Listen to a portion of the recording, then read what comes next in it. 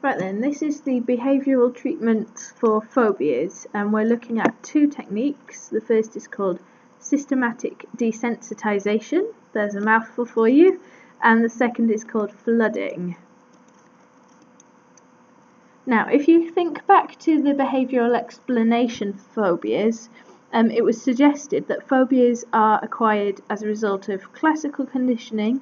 So, and if you remember, an association is made between a neutral stimulus and something that's feared, and then it's maintained by operant conditioning.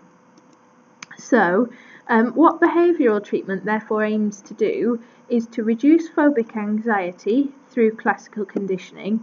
So what you do is you pair a new response to the phobic stimulus. Sorry, you don't pair a response. You pair relaxation with the phobic stimulus instead of anxiety. So it's conditioning a new response, and that's called counter conditioning.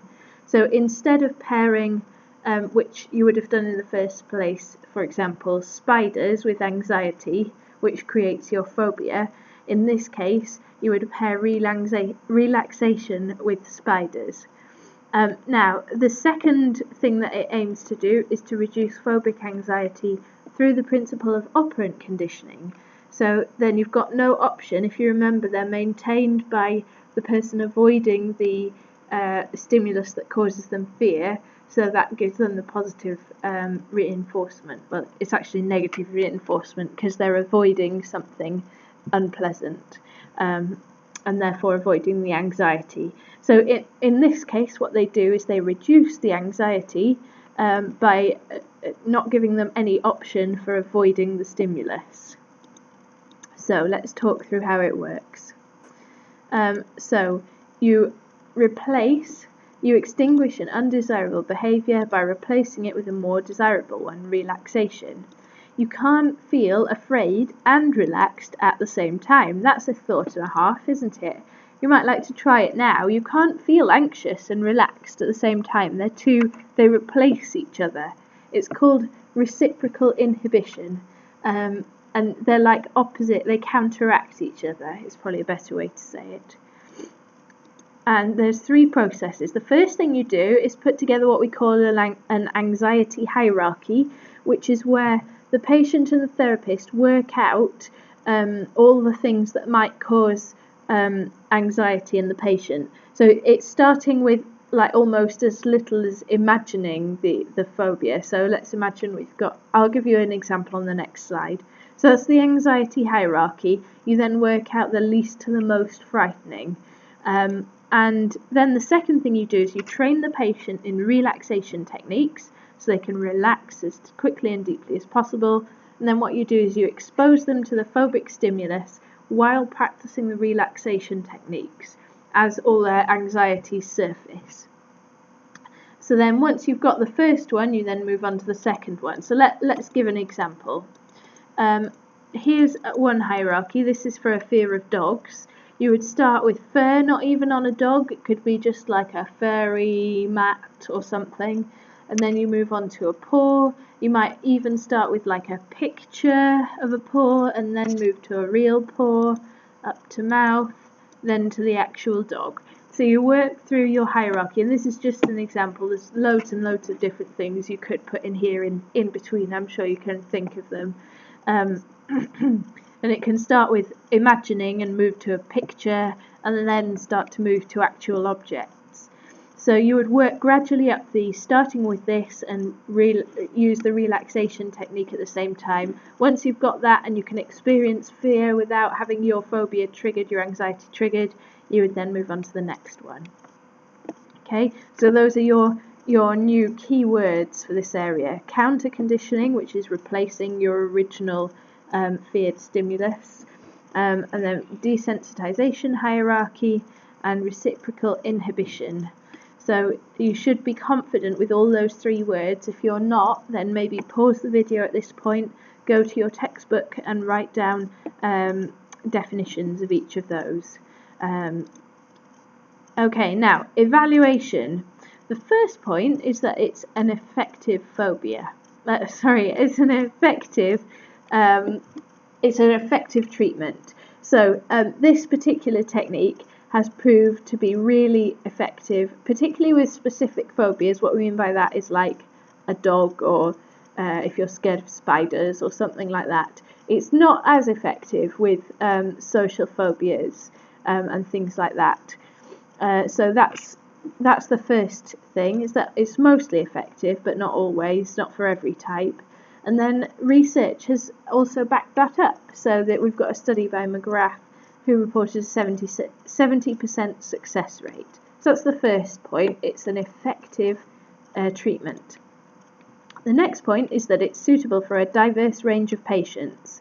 As it's a simple process that the patient controls, it's often the most suitable form of treatment.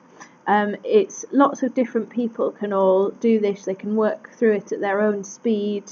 It's not a case of it's too difficult for some people. It's acceptable to patients, so patients would be given the choice between systematic desensitization and flooding, but more often people choose systematic desensitization because it's not as stressful, and you'll find out what that means in a minute. So it's actually quite pleasant because they learn all these relaxation techniques that they can use. So it's a popular treatment, is another way of phrasing that. And then just a little bit more, it's not always the same as a cure. Some phobias initially improve but worsen again later. So it's not always completely effective. And behavioural therapies are quick, and this is a good thing, are quick and need less effort on the part of the patient.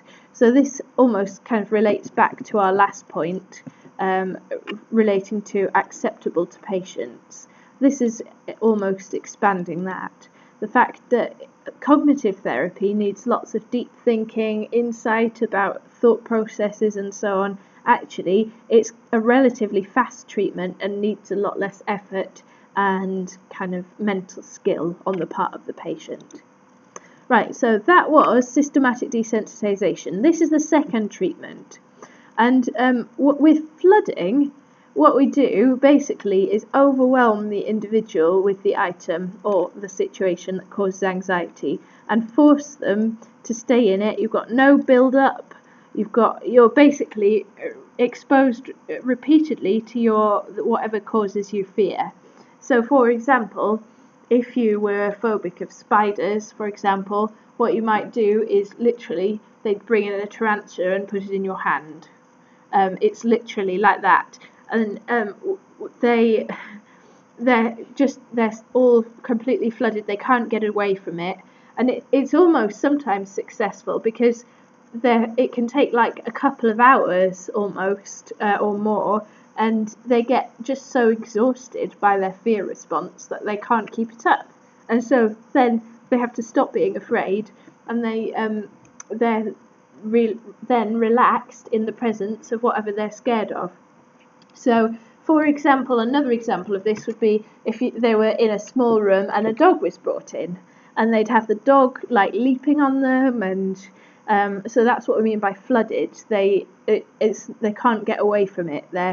It's going to be all over them. Like maybe they'd even go into a whole room filled with tarantulas or something for the other example. So you think like the biggest example you can think of, basically.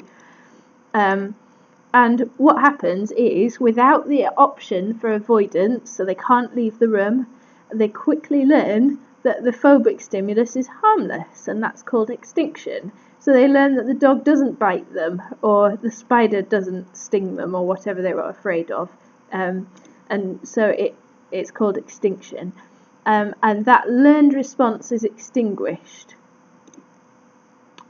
And so you don't have that conditioned response anymore of fear. So that's what I meant by it's quite traumatic. And it's not unethical because patients give their informed consent. They're told beforehand. It's a lot faster than systematic desensitization. So they're told about both treatments and they can choose. Flooding is basically one session and it's done. Whereas systematic desensitization might take place over like 6 to 8 weeks. So it takes a lot longer. But it's a lot less traumatic. So they would have to be fully informed and give consent to go into it. In terms of evaluation, it's cost effective. It means that patients are free of their symptoms as soon as possible, and so it's cheaper. That's because it's fast. It is less effective for some types of phobias, so complex phobias like social phobias, because they've got cognitive aspects. So it's not just like extinguishing a particular simple fear. That's why we say flooding and systematic desensitization are really good for specific phobias, because they're literally dealing with one response to one specific thing, whereas a social phobia is a lot more complex and involves thought processes and things, so it's not very well treated by these techniques. And yes, major downside, very high levels of fear, stressful. Another thing is, and this actually applies to both, if you extinguish a phobia through one of these methods, another might appear in its place, because what you're almost doing is just treating the behaviour and the symptoms and not the actual reason why they've got the phobia in the first place, which might be because of a thought process.